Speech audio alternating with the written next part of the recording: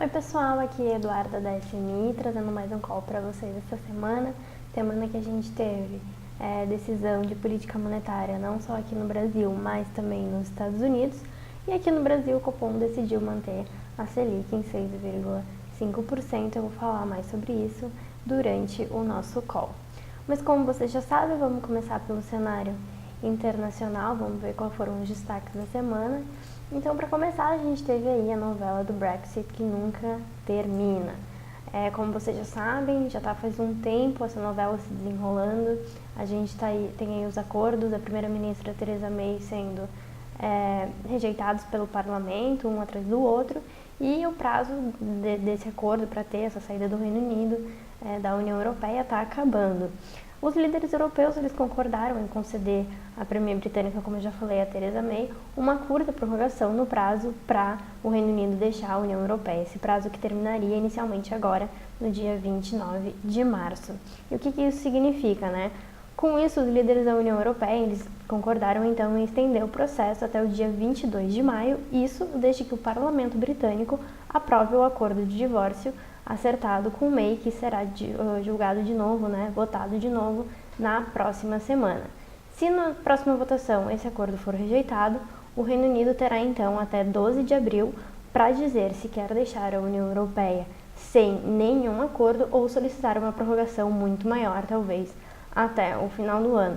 Na prática, isso até favorece um pouco aí a Theresa May, porque ou então vai prorrogar muito mais toda essa história, ou eles vão sair sem um acordo. Então isso joga a favor dela na próxima votação. Vamos ver aí como é que as coisas vão se desenvolver. Já falando então dos Estados Unidos, como eu mencionei anteriormente, lá também teve decisão de política monetária. E o Fed decidiu manter os juros básicos na faixa de 2,25 a 2,50, conforme o esperado pelo mercado. A surpresa da decisão veio pelo tom mais dovish do comunicado emitido pelo Banco Central.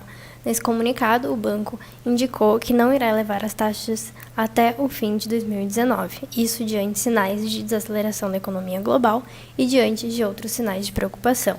Então, por enquanto, até o final de 2019, a taxa básica de juros nos Estados Unidos deve permanecer entre 2,25 e 2,50. Por fim, muito se falou no ano passado sobre a guerra comercial entre a China e os Estados Unidos, e nas últimas semanas a gente teve aí um silêncio sobre esse assunto. Ontem, entretanto, foi anunciado que uma delegação dos Estados Unidos irá visitar a China no dia 28 e 29 de março para uma próxima rodada de negociações entre os dois países. Em troca, o vice-primeiro-ministro da China ele irá visitar Washington no início de abril. Isso é uma notícia muito positiva. O Trump também ele divulgou que eles estão perto de um acordo. Entretanto, o mesmo Trump que disse que eles estão perto de um acordo, ele alertou que os Estados Unidos podem manter a tarifas sobre bens chineses por um período substancial para garantir que, caso haja um acordo, Pequim de fato cumpra esse acordo. Isso aumentou aí um pouquinho as incertezas sobre as negociações.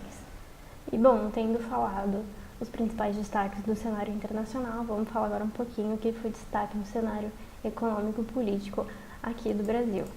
Para começar, a gente teve no início da semana a divulgação do IBCR Brasil, que é um indicador do Banco Central que pode ser considerado uma prévia do PIB, e esse indicador ele apresentou contração de 0,41 no mês de janeiro em comparação com dezembro de 2018, indicando aí uma retração na atividade econômica.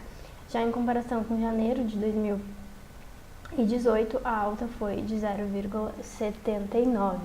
Os resultados, eles vieram, por um lado, em comparação com dezembro de 2018, veio pior que a expectativa de mercado, que era de uma contração de 0,2%, mas na comparação com janeiro de 2018, o resultado veio acima da expectativa do mercado, que era um crescimento de 0,3%.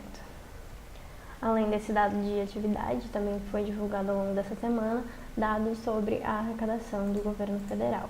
E o que a gente pode perceber foi que para o mês de fevereiro a arrecadação ela somou 115 bilhões de reais, sendo o melhor resultado para o mês de fevereiro desde 2007. Isso significa que, na comparação com o mesmo mês do ano anterior, o crescimento real ele foi de 5,36%.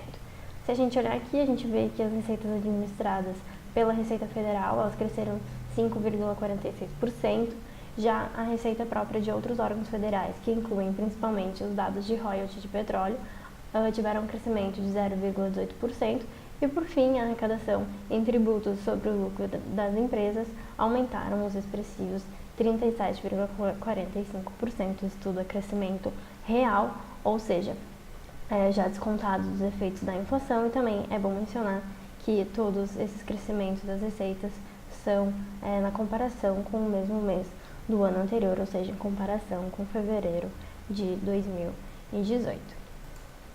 Seguindo, vamos falar sobre o nosso tema de capa. A gente teve a decisão de política monetária durante essa semana, foi a primeira reunião sob o comando do Roberto Campos Neto. E, como eu já falei, o Copom manteve a Selic inalterada em 6,5%. Isso já era esperado, mas todo mundo estava de olho para ver o que o comitê ia indicar no seu comunicado. E nesse comunicado, o comitê avaliou então que os riscos para a inflação estão simétricos, ou seja, de um lado a gente tem riscos que podem fazer essa inflação aumentar e ficar acima da meta, mas também tem riscos que podem fazer essa inflação ficar abaixo da meta. Então, um balanço simétrico para a inflação, e indicou nesse comunicado que no curto prazo não devem ocorrer alterações nas taxas de juros. Se a gente vê então um balanço da inflação, do lado que pode deixar a inflação acima da meta, seria basicamente os riscos de uma reforma da Previdência não acontecer, e do lado do balanço que poderia deixar a inflação abaixo da meta, a gente tem aí a atividade, que, como a gente viu nos dados apresentados no vídeo da semana passada e também com o IBCBR, eles estão deixando a desejar. Por isso, se comentou muito sobre uma possível queda da Selic ainda esse ano, devido a essas taxas de atividade baixas, mas o Banco Central indicou aí que no curto prazo não deve ocorrer nenhuma alteração. Por quê? Porque apesar dessas taxas de atividade ainda estarem vindo baixas, elas ainda estão com muitos ruídos do ano passado, em que a gente teve vários choques, vários efeitos, como a greve dos caminhoneiros e as eleições. Então, de acordo com o comunicado do Banco Central, a gente ainda precisa avaliar esses dados de atividade um pouco mais para ver, então, se uma queda da Selic seria necessário na nossa economia. E por fim, a gente não pode deixar de falar então do nosso cenário político. Durante essa semana várias coisas aconteceram, mas a semana começou com o presidente Bolsonaro se reunindo com o presidente Donald Trump lá nos Estados Unidos. Os principais resultados dessa reunião foram um acordo sobre o uso da base de Alcântara aqui no Brasil pelos Estados Unidos e o possível apoio do presidente Donald Trump para a entrada do Brasil da Organização para a Cooperação e Desenvolvimento Econômico, a OCDE. Para este aval, entretanto, o Bolsonaro concordou que o Brasil começaria a renunciar à condição de emergente nas negociações da Organização Mundial do Comércio.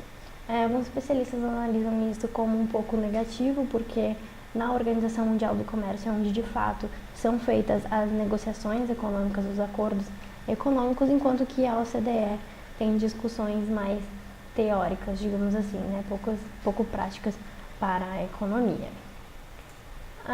No Brasil, a gente teve também, então, a entrega do projeto de lei relacionado à previdência dos militares no Congresso Nacional. E o que a gente pôde perceber, Conforme a entrega, o aumento do tempo de serviço irá de 30 anos para 35 e o aumento das alíquotas de contribuição passará de 7,5 para 10,5. Também ocorrerá a cobrança de pensionistas, graduandos e temporários que hoje são isentos dessas alíquotas. Com isso, com essa reforma que foi mencionada, é esperada uma economia de 97 bilhões de reais em 10 anos. Entretanto, junto com essa proposta, foi entregue também uma proposta de reestruturação das carreiras dos militares, que ocasionaria aí, um monte de despesas, e com isso, deduzindo então essas despesas da economia gerada, a economia líquida chegaria a 10,45 bilhões em 10 anos. De maneira geral, essa proposta foi recebida com cautela no Congresso.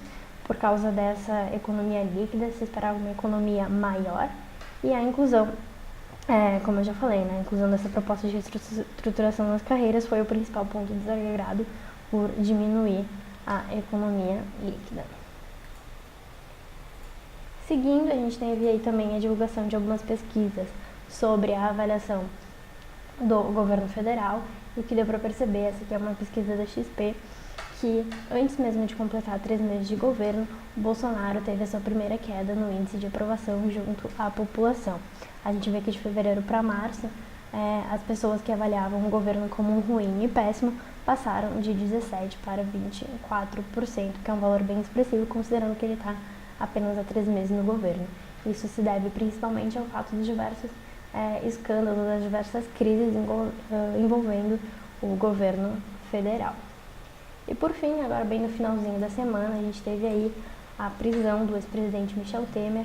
Ele foi preso pela Polícia Federal no âmbito da Operação Descontaminação, que é um braço da Lava Jato, que apura irregularidades na eletronuclear. Ele foi acusado pelos procuradores do Ministério Público Federal de chefiar uma organização criminosa que atua há 40 anos desviando recursos públicos e cujas propinas recebidas e promessas de vantagem somam 1,8 bilhão de reais.